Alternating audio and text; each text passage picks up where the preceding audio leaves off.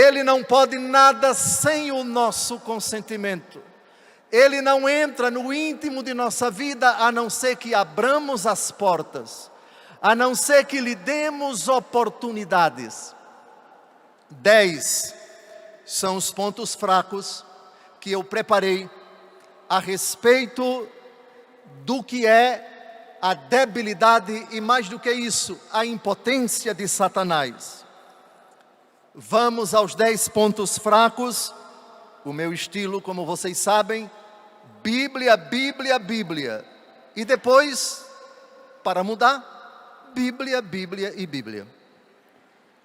Primeiro ponto fraco de Satanás, dos lábios de Jesus, no trato com o diabo, nós temos vários pontos fracos de Satanás, ou seja, os dispositivos, as armas, que, bem utilizadas, tornam o inimigo impotente, absolutamente inócua a força devastadora dos seus dardos inflamados. Atentos para as palavras de Jesus ao diabo. Depois, as palavras de Jesus sobre o diabo. E finalmente, a palavra dos apóstolos sobre o diabo. Cristo ao diabo, Cristo sobre o diabo, os apóstolos sobre o diabo. Primeiro ponto fraco do demônio, a palavra de Deus escrita. Mateus capítulo 4, de 3 a 4. Então, aproximando-se o tentador, disse-lhe: se és filho de Deus, manda que estas pedras se transformem em pães. Mas Jesus respondeu: está escrito, não só de pão vive o homem, mas de toda palavra que sai da boca de Deus. Palavra que possibilita o homem que viva. O pecado que leva ao inferno, não por acaso é chamado de pecado mortal. A palavra vivifica com o Espírito. A letra mata, diz São Paulo no capítulo 8 da 1 aos Coríntios. A palavra de Deus anula nos lábios de Jesus a primeira tentação. João capítulo 17, de 15 a 17, na oração sacerdotal, Jesus explica por que a palavra de Deus vitalmente na nossa vida nos torna blindados contra as astúcias de Satanás. As astúcias de Satanás. João 17, versos 15 e 17. Não peço que os tires do mundo, mas que os guardes do maligno. Santifica-os na verdade. A tua palavra é verdade. Santifica-os na verdade. E a verdade é a palavra. Ser santo é tudo que o diabo não quer. É tudo que o diabo não deseja. A palavra santifica. A 2 Timóteo capítulo 3, de 16 a 17, diz de outra forma, porque ela bem usada, ela bem buscada como o alimento, eu diria santamente feroz e voraz na nossa vida, feroz e voraz, sendo alimentada, nos alimentando, sendo o nosso alimento, porque o inimigo não pode chegar perto. 2 Timóteo 3, de 16 a 17. Toda a Escritura é inspirada por Deus, útil para ensinar, repreender, corrigir e formar na justiça.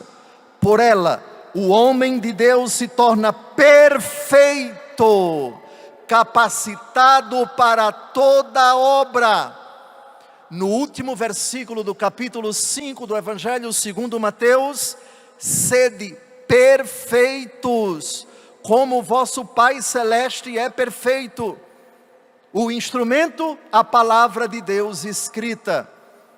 Com a palavra de Deus nos ensinando, o diabo, que é o pai da mentira, não tem vez. A palavra de Deus nos repreendendo, o inimigo é enxotado.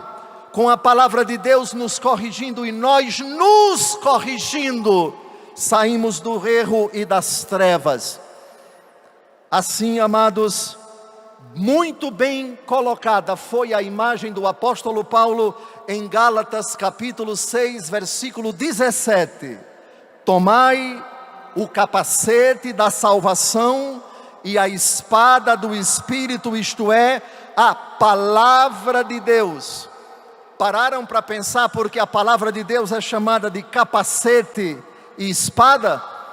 São Paulo, na 2 aos Coríntios, diz que as nossas armas são defensivas e ofensivas. O capacete é defensivo, mas a espada é ofensiva. Arma defensiva, aquela com a qual nos defendemos dos ataques. Capacete na cabeça é para os dardos inflamados não nos atingirem. Espada na mão é para atacar. O cristão responde do ponto de vista da fé. Esse é o seu ditado: a melhor defesa é o ataque. Mas por que, à luz da fé, a melhor defesa é o ataque? Porque o melhor capacete é a espada, e a palavra de Deus é uma e outra coisa. Gálatas 6,17: capacete da salvação e a espada do Espírito, isto é, a palavra de Deus. E para concluir esse primeiro ponto fraco do diabo, uma palavra aos jovens, aqueles que têm de 90 anos para trás, como eu, que já estou dobrando o cabo da boa esperança. 1 João 2,14: jovens, eu vos escrevi porque sois fortes, e a palavra de Deus permanece em vós, e vencestes o maligno. Jovens, a palavra de Deus permanece em vós, por isso sois fortes, por isso sois capazes de vencer o maligno. Mas o verbo está no pretérito perfeito: vencestes. No passado, ame a palavra, leia a palavra, medite a palavra. O diabo com isso não tem nenhuma força sobre você. Paixão pela Bíblia católico romano. Ame a palavra de Deus escrita, dela se alimente, a ela recorra, e não tenha receio dos embustes do inimigo, das tramas, das mentiras, dos enganos e das meias verdades. Segundo ponto fraco do demônio: a adoração. Isso saiu dos próprios lábios de Jesus. Mateus capítulo 4, de 9 a 10. O diabo diz a Jesus, na segunda tentação: eu te darei tudo isto. Terceira tentação: se prostrando-se diante de mim, me adorares. O demônio é sequioso disso. O demônio é um mentiroso que quer usurpar a prerrogativa de Deus. Respondeu-lhe Jesus: retira-te, Satanás, pois está escrito: adorarás o Senhor teu Deus, e só a Ele servirás. Adorador é o vitorioso diante do qual o diabo não pode nada. O rechaço de Jesus a esta proposta foi adoração. Definamos então o que é adoração. Parágrafo 2096 do Catecismo da Igreja Católica. Adorar a Deus é reconhecê-lo como Deus, como Criador e Salvador, o Senhor e dono de tudo o que existe. Adora-se a Deus em pé, dormindo, de joelhos, mas de forma particular para nós católicos, diante do Santíssimo Sacramento. A respeito disso, para facilitar, pelo amor de Deus, esta arma contra o inimigo, eu gostaria de pedir aos meus irmãos no sacerdócio, a todos os padres do Brasil e do mundo, pelo amor de Deus, coloquem na capela do Santíssimo Sacramento genuflexórios. Coloquem os genuflexórios para os fiéis se ajoelharem. Eles só querem isso. Eles querem adorar com o devido respeito às cadeiras. Por favor, genuflexórios diante do Santíssimo. Adoração. Mateus capítulo 26, de 26 a 28. Durante a refeição, Jesus tomou o pão, benzeu-o, partiu e deu a seus discípulos, dizendo: tomai e comei, isto é o meu corpo. Tomou depois o cálice, rendeu graças e deu-lhe, dizendo: bebei dele todos, porque isto é meu sangue, o sangue da aliança, derramado por muitos homens, em remissão dos pecados. Isto é meu corpo. A Eucaristia é sacrifício, é alimento e é presença. Sacrifício porque perpetua no altar o único, eterno e irrepetível sacrifício de Cristo no Calvário. Mas é também alimento, tomai e comei, mas é também presença, isto é o meu corpo. A missa é o culto de adoração, que é também sacrifício expiatório, que é também alimento de vida eterna. Sim, ressaltem bastante, queridos professores de teologia, sacerdotes, leigos, toda a igreja de Deus, a missa é ceia. Claro que é, porque nela temos o alimento que é Cristo, claro que sim, mas esse alimento é do Deus encarnado, é alimento não só para ser comido, mas nas reservas eucarísticas, no divino tabernáculo, para ser adorado. Adoremos o Senhor sempre na celebração da missa, certos de que ali, com as devidas disposições, já temos uma antecipação na vitória contra o inimigo, contra quem nós podemos tudo e do lado dele ele não pode nada. No capítulo 13 do Evangelho segundo João, quando o diabo entra no coração de Judas, em plena celebração da Eucaristia, Jesus diz para ele: o que você tem a fazer, faça depressa. E ele se apressou em sair. E o texto diz: era noite. Ali onde Jesus é adorado, ali onde a adoração se dirige ao Cordeiro de Deus que tira o pecado do mundo, o demônio não aguenta, o demônio não consegue ficar. Por isso se compreende que em tantas celebrações da Santa Missa, verdadeiras manifestações, não digo de possessão demoníaca, mas de ações diabólicas em certas pessoas, e isso não pode ser negado.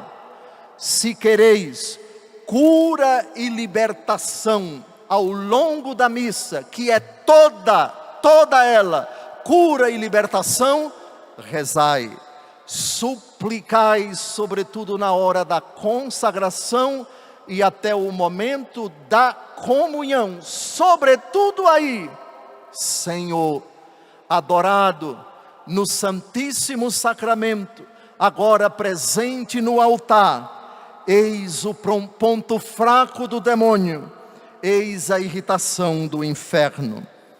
Terceiro ponto fraco do demônio, dos lábios do próprio Jesus, o amor a Jesus. Mas atenção que essa frase não tem nada de romântica, não tem nada de idílica, não tem nada de fora da realidade, não tem nada que se pareça algo pronunciado sem a sinceridade do coração, apenas da boca para fora. Atenção, como é que se descobre que alguém ama a Jesus? E portanto, aí está o ponto fraco de Satanás. Evangelho segundo João, capítulo 14, versículos 15 e de 23 a 24. Se me amais, guardareis os meus mandamentos. Se alguém me ama, guardará a minha palavra, e meu Pai o amará, e nós viremos a Ele, e nele faremos nossa morada. Aquele que não me ama, não guarda as minhas palavras. Pronto. Amor a Jesus significa, prova-se, evidencia-se no cumprimento dos mandamentos. Ou seja, porque te amo, Jesus, minha vida consistirá em amar-vos acima de todas as coisas. Porque vos amo, meu Redentor, não tomarei o nome santo de Deus em vão. Porque vos amo, meu Jesus, guardarei domingos e festas. Porque meu amor por vós é sincero, honrarei meu pai e minha mãe. Não pecarei contra a castidade, não roubarei nem matarei, não levantarei falso testemunho, não cobiçarei a pessoa do próximo, homem ou mulher, esteja essa pessoa próxima ou distante de mim, e não cobiçarei as coisas alheias. Quer derrota maior para Satanás do que isso? Mandamento entendido como expressão do amor, não como imposição. Aqui está a prova de que os mandamentos são decorrência de um ato pessoal com Jesus, por meio do qual, pela fé e pelo batismo, você se entrega a Ele. Quem ama, deseja fazer tudo para agradar a pessoa amada. E aqui está a prova do agrado de Jesus na nossa vida, quando cumprimos os mandamentos. Aí vem a dádiva, o Pai e eu iremos a Ele. Em Apocalipse capítulo 3, versículo 20 diz: eis que estou à porta e bato. Se alguém abrir, entrarei e cearemos juntos, eu com ele e ele comigo.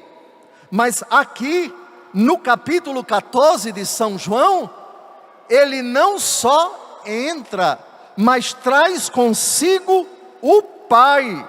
Nós viremos a Ele e nele faremos morada. Ou seja, o cumprimento dos mandamentos possibilita isso.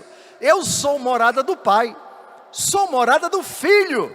E São Paulo acrescenta na 1 Coríntios capítulo 6, vós sois templos do Espírito Santo. Ora, no coração onde só habita a Trindade, não há espaço para o demônio. Ele não tem lugar. Ele não é um peixe fora de água, é um diabo fora do inferno. Pois bem, agora vamos ao perigo de você não levar a sério isso. E basta, para não levar a sério, descurar pelo menos a prática de um mandamento. Mateus, capítulo 12, de 43 a 45. Quando o espírito impuro sai de um homem, ei-lo errante por lugares áridos, à procura de um repouso que não acha. Diz ele então: voltarei para a casa de onde saí. E voltando encontra vazia, limpa e enfeitada. Vai então buscar 7 outros espíritos piores do que ele, e entram nessa casa e se estabelecem aí, e o último estado do homem torna-se pior que o primeiro. Só há duas alternativas: permitir que o pai e o filho habite na senhora, no Senhor, em você, e com ele, 1 Coríntios 6, o Espírito Santo, ou do contrário, a casa vai ficar vazia e arrumada. Vazia da Trindade, arrumada do jeito que o antigo morador, antigo inquilino deseja, ou seja, sem nada que lembre Deus. Por isso, João capítulo 14, versos 15 e de 23 a 24, o amor a Jesus, que se prova com a prática dos mandamentos. Lance mão dessa arma, que é um ponto fraco tremendo de Satanás. Agora, vamos a 3 pontos fracos de Satanás nos lábios de nosso Senhor Jesus Cristo, num episódio em que ele vai dizer para eles: nós não conseguimos expulsar esse demônio. Por que, Jesus? Atentos, porque não são 2 pontos fracos, são 3 pontos fracos do demônio. Mateus 17, de 18 a 20. Jesus ameaçou o demônio e este saiu do menino, que ficou curado na mesma hora. Então os discípulos lhe perguntaram em particular: por que não podemos expulsar este demônio? Jesus respondeu-lhes: por causa de vossa falta de fé. Primeiro ponto fraco. Em verdade vos digo, se tiverdes fé como um grão de mostarda, direis a esta montanha: transporta-te daqui para lá, e ela irá, e nada vos será impossível. Quanto a esta espécie de demônio, só se pode expulsar à força de oração e de jejum. Vejam, a distinção entre os 3 pontos fracos é a seguinte: sem a fé, você não expulsa inimigo nenhum. E certos inimigos especializados, por assim dizer, desta casta de demônios, desta multidão de demônios, alguns só podem ser vencidos às custas de jejum e de oração. Primeiro, a fé. Efésios 6,16. A palavra de Deus é comparada na armadura do cristão a que armas? Escudo e espada. Amém? Gálatas 6,17. Tá bem? Agora, Efésios 6,17. Agora vamos a Efésios 6,16, um versículo anterior. Embraçai o escudo da fé, com que possais apagar todos os dardos inflamados do maligno. Escudo, agora não é mais capacete. Capacete é palavra de Deus. Sabe por que o capacete tem relação com a palavra de Deus? Porque a palavra de Deus, Romanos 10, de 8 a 10. A palavra está ao teu alcance, em tua boca e em teu coração. Esta é a palavra da fé que pregamos. Portanto, se confessares com tua boca que Jesus é o Senhor, e creres de coração que Deus o ressuscitou dos mortos, serás salvo. Pois é crendo de coração que se obtém a justiça, e é confessando com palavras que se chega à salvação. As palavras são arquitetadas aqui. Nosso pensamento, a fé, que também é um ato racional, tem a sua sede na inteligência e na vontade. Agora, a fé é um escudo. O escudo é aquela arma que normalmente o soldado na batalha carrega no seu braço e no seu antebraço para se defender dos ataques. É uma arma defensiva. São Paulo, eu já disse, distingue armas ofensivas e defensivas. Agora, por que a fé, torna a pessoa fortíssima diante do demônio, e isso é um ponto fraco para ele? Hebreus, capítulo 11, versículo 6. Sem a fé é impossível agradar a Deus. Agora você pode criar uma paráfrase e aplicá-la ao diabo. Ora, se sem a fé é impossível agradar a Deus, sem a fé é possível agradar ao diabo. Amém? Vamos repetir, está com sua Bíblia, Hebreus capítulo 11, versículo 6. Porque ela é uma arma, e o diabo não pode nada contra ela, porque quem vive da fé, Abacuque capítulo 2, versículo 24, o justo viverá da fidelidade, texto que vai ser retomado pelo apóstolo Paulo na carta aos Romanos, capítulo 1, de 16 a 18, o justo vive da fé. Todos juntos, Hebreus capítulo 11, versículo 6, sem a fé é impossível agradar a Deus. E é isso que o diabo quer.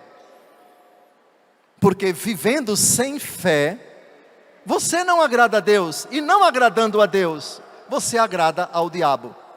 Também a frase poderia ser parafraseada: com a fé, o diabo não pode nada com você. Com a fé, você agrada a Deus e desagrada ao diabo. Enquanto essa fé é viva e alimentada, atenção, os alimentos, os substratos da fé. Vamos tratar daqui a pouco, joelhos dobrados, oração, leitura da palavra de Deus, a recepção dos sacramentos e a prática da caridade. Mas mais para frente desdobraremos alguns desses. Por favor, embraçai o escudo da fé, para que possais apagar todos os dardos inflamados do maligno. Quem vive da fé, a fé radicada na Escritura, na tradição, no magistério, qualquer meia-verdade, qualquer doutrina, qualquer proposição, qualquer insinuação, a fé na hora diz: não aceito tal conselho, não enveredo por esse caminho, não participo de tal grupo, não frequento tal ambiente, porque isso é contrário à minha fé, é uma ameaça à minha fé. Eu vivo da fé, os princípios da minha fé não permitem, não se coadunam com essa doutrina, com essa leitura, com esse propósito, com esse ambiente, com essa circunstância. E o demônio encontra então esse ponto fraco. Antes de ele bater em retirada, aí vem as besteiras dele, que a gente deveria responder com uma solene descarga. É radical, é bicho besta, é católico fanático, só vive atrás de padre, só responde com texto da Bíblia, não frequenta, se acha o superior, se acha o tal. Por favor, eu não quero repetir, não quero convidar esse tipo de gente a tomar banho nas praias do meu estado, mas lá tem praias lindas e lá cura de tudo, até do diabo. Por favor, não se intimidem com esse tipo de ataque contra a fé de vocês. E lembrem-se, por favor, lembrem-se. Se teu olho é ocasião de escândalo para ti, arranca-o fora. Namoradas, dizei com todas as letras aos vossos namorados que não professam a fé católica: vivo da fé. Romanos capítulo 1, de 16 a 18. Ela é uma arma inexpugnável, ela é um escudo que me protege. Ninguém ouse tocar nela, ninguém me ameace, ninguém me insinue, ninguém venha com tolas, bobas, porque já estou retamente formado na fé, propostas para me afastar da religião. Não é tudo igual, não tudo é a mesma coisa, não tudo tanto faz como tanto fez, porque ali se pratica o bem, ali se pratica isso, ali se pratica aquilo outro. É católico romano? Podemos pensar. O ambiente respeita a minha fé, professa-se aquilo que eu professo e rejeita-se aquilo que a minha fé rejeita? podemos pensar. Caso contrário, se teu olho é ocasião de escândalo para ti, arranca-o fora. 1 João capítulo 5, versículo 5. Quem é o vencedor do mundo, senão aquele que crê que Jesus é o Filho de Deus? O texto, 1 João 5, 5, fala de uma vitória acachapante, não só sobre o demônio, é sobre o mundo. Em João 16, 33, o Senhor Jesus diz: no mundo tereis tribulações, mas tende coragem, eu venci o mundo. O mesmo São João diz: esta é a vitória que venceu o mundo, a vitória da nossa fé. Ora, que ponto fraco para um derrotado saber que o seu oponente já é vencedor. Quem é o vencedor senão aquele que crê, não aquele que crerá. Portanto, já agora no presente, se quisermos, esse ponto fraco do demônio pode se evidenciar com toda a solenidade na sua vida.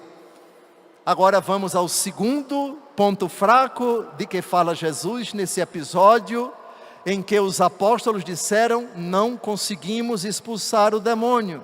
Esse tipo de demônio só se vence às custas de oração.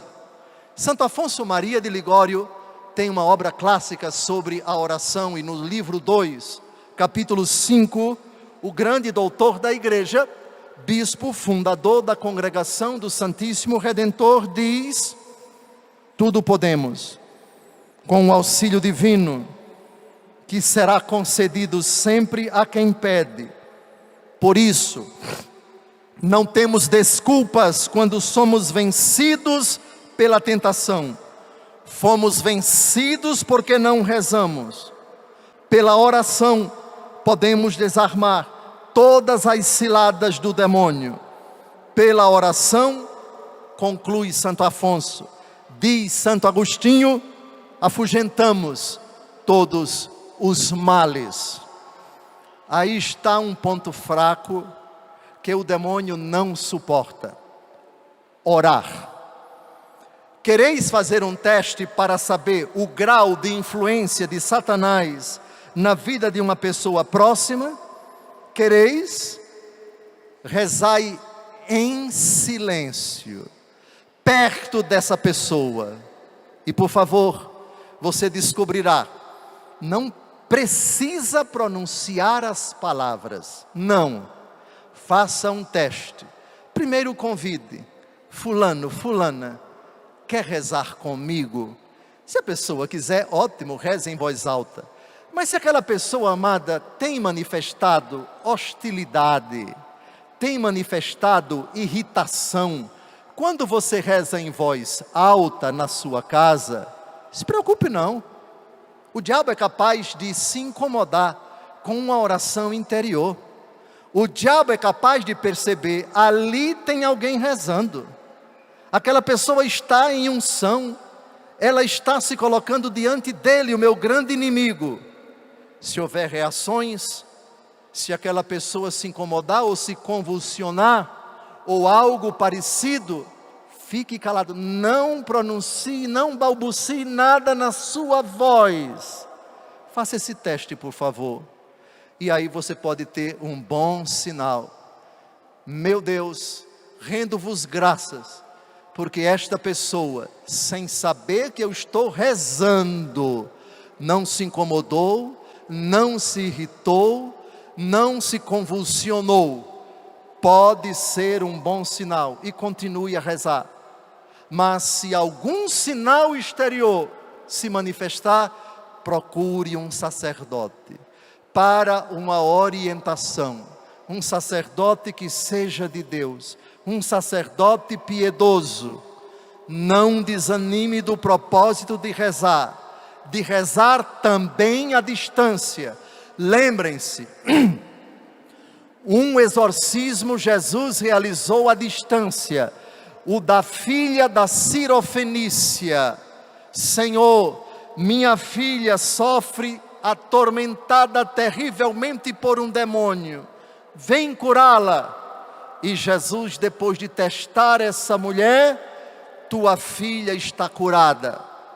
Por favor, sua oração por essa pessoa atormentada pode ser o princípio de uma libertação completa.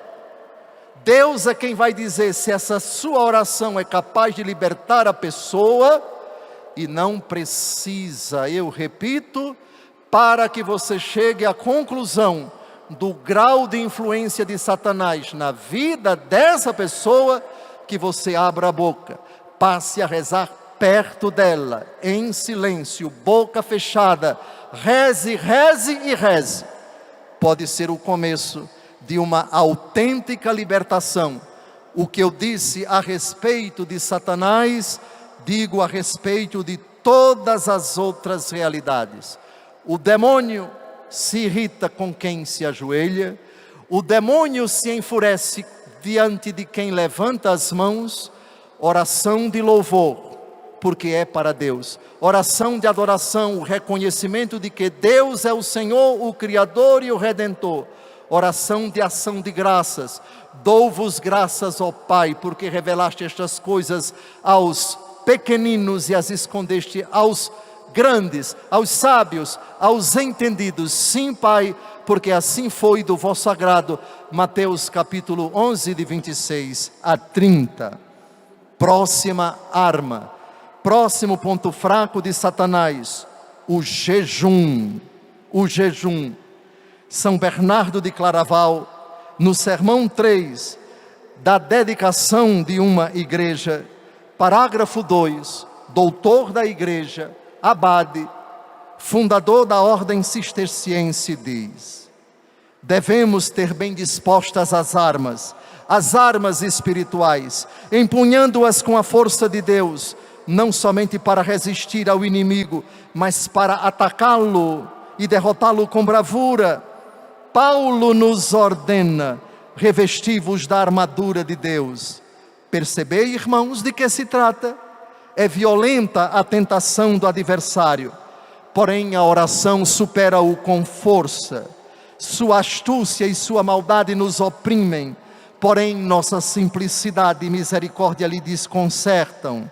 Ele não suporta a nossa humildade, lhe abrasa a nossa caridade, torturam-no nossa mansidão e obediência. O jejum tem uma dupla finalidade: disponibilidade a Deus e solidariedade com o próximo. O jejum é uma arma que torna o inimigo furioso, porque o jejum nos leva a abdicar ordinariamente de um alimento, não por puro capricho, mas para combater nossas tendências desregradas, mas para que digamos antes de tudo a Deus: eu sou senhor do alimento, que pode muitas vezes me causar mal físico, diante do qual eu posso me exceder. Abdicando dele, eu tenho mais tempo para ti. Abdicando dele, eu sofro como sofreste no deserto, e sofrendo rezaste, e rezando te fortificaste diante do Pai, na luta contra o inimigo. A imitação tua, sigo teus passos, mas também para romper com uma péssima coisa que o demônio sutilmente semeia e se afasta de nós: o apego àquilo que possuímos, fechando assim o nosso coração para a solidariedade. Por isso é oportuno que a nossa prática de jejum venha acompanhada com alguma forma de caridade. O jejum é uma arma, é um ponto fraco diante do diabo, porque Jesus o provou. Mateus capítulo 4, 40 dias no deserto, sem comer e sem beber. Próxima arma contra Satanás, próximo ponto fraco do demônio. Tiago capítulo 4, de 7 a 8. Sede submissos a Deus, resisti ao demônio, e ele fugirá para longe de vós. Aproximai-vos de Deus, e ele se aproximará de vós. Lavai as mãos, pecadores, purificai os vossos corações, ó homens de dupla atitude. submissão a Deus. Um dos motivos pelos quais o demônio odeia Nossa Senhora, e ela é o último ponto fraco de que vou falar daqui a pouco. Eis aqui a serva do Senhor, faça-se em mim segundo a sua palavra, ou outra tradução, a sua vontade. Submissão a Deus, inclinar-se diante dele, antes de tudo, com o coração. O que o diabo quer é exatamente o contrário. Ajoelhe-se diante de mim, prostre-se diante de mim, adore-me e eu darei tudo para você. A submissão a Deus, na sua palavra, na voz da sua consciência, da nossa consciência, Deus deve ser honrado, sua palavra deve ser obedecida. O meu coração se inclina diante dele. Eis uma bela explicação para um dos pedidos do Pai Nosso: seja feita a vossa vontade, assim na terra como no céu. Oitavo ponto fraco do demônio: conversão. Lavai as mãos, pecadores, diz São Tiago. Convertei-vos e crede no Evangelho. Conversão, mudança de rota, mudança de caminho, da pocilga para a casa do Pai. Perversão, da casa do Pai para a pocilga. Conversão, das trevas para a luz. Perversão, da luz para as trevas. E Jesus, na sua grande bondade, deixou-nos um sacramento que é o ápice do processo da conversão: o sacramento da penitência. Aqueles a quem perdoardes os pecados, João 20, 23, ser-lhes-ão perdoados.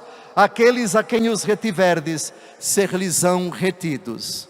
A comparação entre o sacramental do exorcismo e o sacramento da penitência é mais ou menos a distância entre o céu e a terra. Porque o exorcismo é sacramental, é iniciativa da igreja. A eficácia dele depende das disposições do sujeito. Ele age ex opere operantis. O sacramento não, tem uma eficácia própria. Foi instituído pelo próprio Jesus. Verdadeiramente ele apaga os pecados. E quem procura o sacramento da penitência devidamente arrependido, com o propósito de, com a graça de Deus, esforçar-se por não mais pecar, aqui está o ponto fraco do diabo. Contra esse eu não posso, porque eu não tenho mais domínio sobre ele, porque ele acabou de se arrepender, porque esse desgraçado agora vai se reconciliar com ele, e vai sair do confessionário puro. Aqui está o grande ponto fraco de Satanás: a conversão e o sacramento da penitência. 2 Coríntios 5, versículo 20. Desempenhamos o encargo de embaixadores em nome de Cristo, e é Deus mesmo que exorta por nosso intermédio. Em nome de Cristo vos rogamos, reconciliai-vos com Deus. 1 Coríntios 6, 11. Fostes lavados, fostes santificados em nome do Senhor Jesus Cristo e pelo Espírito de nosso Deus. O sacramento que lava, o batismo também, todos os sacramentos de alguma forma lavam. A Eucaristia também, o sangue derramado de Cristo que perdoa nossos pecados. Mas o sacramento da penitência é o encontro do pecador com a misericórdia do Pai, do Filho e do Espírito Santo, ali representado pelo sacerdote que reconcilia com Cristo e com a igreja. Nono ponto fraco do diabo. Eita, tenho 10 minutos, misericórdia. Nono ponto fraco do diabo: vida reta. Filipenses 4, de 8 a 9. Filipenses 4, de 8 a 9. Tudo que é verdadeiro, tudo que é nobre, tudo que é justo, tudo que é puro, tudo que é amável, tudo que é de boa fama, tudo que é virtuoso e louvável, eis o que deve ocupar vossos pensamentos. O que aprendestes, recebestes, ouvistes e observastes em mim, isto praticai, e o Deus da paz estará convosco. em linguagem nordestina de Alagoas. Vá arrumar o que fazer. Vá encher a sua vida com coisas louváveis. Vá preencher o seu tempo com o que é louvável, com o que é santo. Vá buscar ocupação que agrada a Deus. Quem tem o seu tempo tomado para praticar o que é de boa fama, o que é amável, o que é virtuoso, o que é louvável, quem ocupa seu pensamento todos os dias com essas realidades, não tem tempo para pecar. O tempo é muito breve. Eu lembro que no ano passado eu estava aqui no atrasado também. Esse é o terceiro encontro do qual eu venho participar. No ano atrasado eu tinha 56 cabelos brancos. No ano passado eu só tinha 13. Agora parece que só são 2. A morte está chegando. O tempo é breve. Aproveitemos o tempo. O diabo, Apocalipse 12:12. O diabo sabe aproveitar o tempo. Leia Apocalipse 12:12. O demônio partiu furioso para a terra, porque sabe que pouco tempo lhe resta. Pouco tempo lhe resta. Minha senhora, quando acordar de madrugada, seja para rezar com o Frei Gilson ou para outra coisa, ocupe o seu tempo com aquilo que é agradável a Deus. Organize o seu tempo, discipline o seu tempo. Não desperdice o seu tempo com aquilo que não edifica, porque é nessa hora de ociosidade, é nessa hora de banalidade que o diabo chega, e aí esse é o seu ponto forte. E agora temos 8 minutos para tratarmos do último ponto fraco de Satanás, o amor à Santíssima Virgem. O 10º ponto fraco de Satanás, Gênesis capítulo 3, versículo 15. Porém ódio entre ti e a mulher, disse o Senhor Deus à serpente, entre a tua descendência e a dela, esta te ferirá a cabeça e tu lhe ferirás o calcanhar. É interessante que aqui Deus Todo-Poderoso não falou de nenhum homem, mas falou de uma mulher. A tradição da igreja enxerga nesta mulher a descendência da qual virá o Salvador. É a mesma mulher do Apocalipse capítulo 12, uma mulher vestida de sol, coroada de estrelas, tendo a lua debaixo dos pés. Essa mulher, ela é levada para o deserto, pois o dragão quer devorar o filho tão logo ele nasça. Quem critica a expressão Maria passa na frente, deveria colocar a Bíblia na frente da sua vida. Lucas capítulo 10, versículo 1, Jesus diz: depois disso o Senhor designou outros 72 e os enviou 2 a 2 à sua frente, a toda cidade e lugar aonde ele próprio devia ir. Jesus manda os apóstolos à frente. Apóstolos passem na frente. Os apóstolos passando na frente de Jesus. Mas isso durante a vida pública, porque no começo da vida pública, Maria, minha mãe, passe na frente. Eu vou transformar a água em vinho, mas eu quero que a senhora passe na minha frente se dirigindo a mim. Eles não têm mais vinho. Quem disser que Maria passa na frente e não tem fundamentação bíblica, devia se tornar evangélico como nós católicos e não protestantes. Maria, passa na frente. Passa na frente porque Jesus quis que tu passasses na frente dele, pedindo a ele. Ele vai fazer o milagre, mas quis tua antecipação, tua iniciativa. A mulher vestida de sol, aquela diante da qual o dragão, vendo que fora precipitado na terra, passou a perseguir. A serpente vomitou contra a mulher um rio de água para fazê-la submergir. A terra, porém, acudiu à mulher, abrindo a boca para engolir o rio que o dragão vomitara. Este então se irritou contra a mulher e foi fazer guerra ao resto de sua descendência, aos que guardam os mandamentos de Deus e têm o testemunho de Jesus. Temos alguns motivos pelos quais Maria Santíssima é o ponto fraco do diabo. Primeiro, mulher.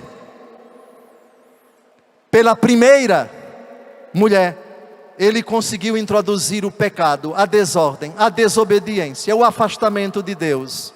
Pela segunda mulher, ele não conseguiu nada. Por isso, no Evangelho segundo João, Jesus chama sua mãe, em João capítulo 2, começo do Evangelho: mulher, que há entre mim e ti? O que há entre mim e ti, sabem o que é? É esta íntima ligação, esse íntimo relacionamento, que na verdade nunca existirá entre ti e a serpente, porque lá atrás eu disse, profetizando a teu respeito, minha mãe, que aqui eu chamo de mulher, inimizade. Entre a serpente e a mulher, inimizade. Entre Jesus e a mulher, intimidade, de submissão. Lucas capítulo 2, versículo 51. Por isso eu me orgulho de ser evangélico, porque sendo evangélico, eu posso dizer, eu obedeço Lucas 2,51, e Jesus era-lhe submisso, Jesus era-lhe submisso a José e a Maria. Mas Jesus mudou, agora ele está no céu. Epa, alto lá, Hebreus capítulo 13, versículo 8. Jesus Cristo é o mesmo, ontem, hoje e por toda a eternidade. Submisso ontem, submisso hoje, submisso por toda a eternidade. Eis o ponto fraco do diabo. Depois, mulher humilde, olhou para a humildade de sua serva. Diante do humilde ele nada pode. Depois, o sangue do filho, que até do ponto de vista genético é todo da mãe. A sua cadeia de DNA, a senhora, o senhor, você que me escuta, tem genes do seu pai e da sua mãe. No seu genótipo e no seu fenótipo também. No seu rosto, no seu corpo, certamente a senhora, o senhor tem traços do pai e traços da mãe. Porque sua cadeia genética é herança de ambos. Mas como se fará isso se eu não conheço homem algum? A genética do filho é toda da mãe. A raiva de Satanás dela é que o preço do nosso resgate, o sangue do filho, é todo genética da mãe. E mais, a raiva dele contra Nossa Senhora é porque também todos os traços de comportamento, os traços físicos do filho, vieram todos dela. E portanto, o diabo sabe que a salvação veio do ventre dela, do útero dela. A salvação mamou nos seios dela. Bem-aventurados os seios que te amamentaram. Isso o demônio jamais admite, mas tem que reconhecer, dobrar-se diante dela, uma coroa de estrelas e tendo a lua debaixo dos pés. Por que lua e não sol? Porque ela está vestida de sol. O sol tem luz própria, a luz de Cristo. Ela está pisando na lua, porque a lua não tem luz própria. A lua é o arremedo do sol, por isso ela esmaga a cabeça da serpente. Louvado seja nosso Senhor Jesus Cristo.